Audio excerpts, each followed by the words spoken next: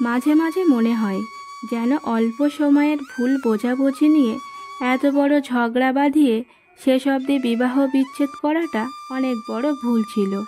দুজনে মিলে সমস্যা সমাধান করার চেষ্টা করলে হয়তো আজকে আমাদের ওই সুন্দর সংসারের এই দশা হতো না।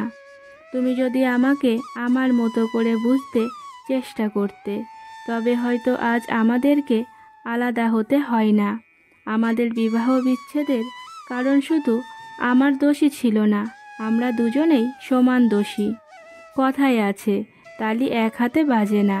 তাই কারো বিবাহ বিচ্ছেদ হলে দোষ শুধু একজনের হয় না, বরং দুজনেরই কিছু না কিছু দোষ থাকে। সেটা হয়তো কম বেশি হতে পারে, কিন্তু সমস্যা দুদিক থেকে হলেই এমন পরিস্থিতি আসে। আমি তোমার সাথে এই বিবাহ সম্পর্কটি বিচ্ছেদের দিনে নিয়ে যেতে চাইনি, কিন্তু যে সম্পর্কে থাকা আর না থাকা এক সমান, সেটা না থাকাই হয়তো বেশি ভালো। দম্পতির মধ্যে সুসম্পর্ক যদি না থাকে, তবে তাদের আলাদা হয়ে যাওয়াই ভালো।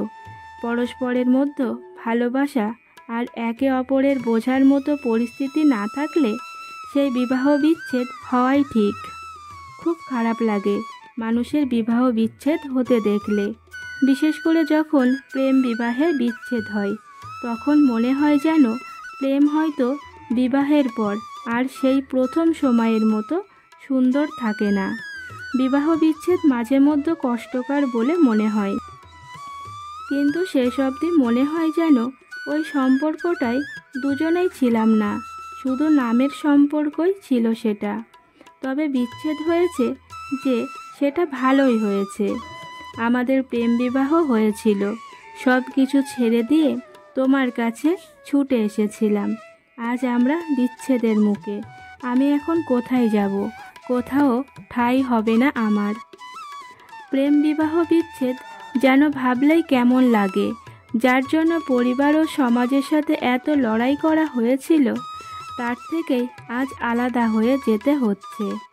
সাধারণ মানুষ একে অপরকে সারা জীবনের জন্য বিবাহ করে, কিন্তু অনেক স্বামী স্ত্রীর সংসার জীবনে বিভিন্ন সমস্যার কারণে ডিভোর্স অর্থাৎ বিবাহ বিচ্ছেদ হয়ে যায়। তবে ভালোভাবে একসাথে না থাকতে পারলে আলাদা হয়ে যাওয়াই হয়তো দুজনের জন্য ভালো। বিবাহ বিচ্ছেদ কখনোই কেউ কামনা করে না, কিন্তু পরিস্থিতি মানুষকে বাধ্য করে। বিভিন্ন সমস্যার কারণে বিবাহ বিচ্ছেদে একটি সংসার নিমেষে নষ্ট হয়ে যায়। আমি বিচ্ছেদ চাইনি, কিন্তু আমি বিচ্ছেদের মধ্য দিয়েই সুখী হতে পারবো, এই ভেবে আমি দূরে চলে যাওয়ার জন্য রাজি হয়েছিলাম। যাদের বিবাহ বিচ্ছেদ হয় তাদের জীবনে একটি নতুন অভিজ্ঞতা হয়ে যায়। তুমি চেয়েছিলে আমাদের বিচ্ছেদ হোক, তাই আমি তোমার কথা ভেবে এই বিবাহের সম্পর্কের ইতি টেনেছিলাম।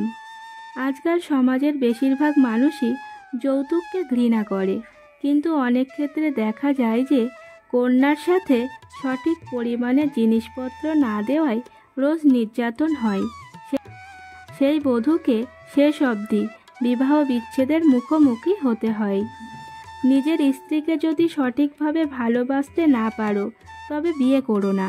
কারণ একটা মেয়ে সব ছেড়ে শুধু তোমার ভালোবাসা পেতে আসে, অবহেলা পেতে নয়।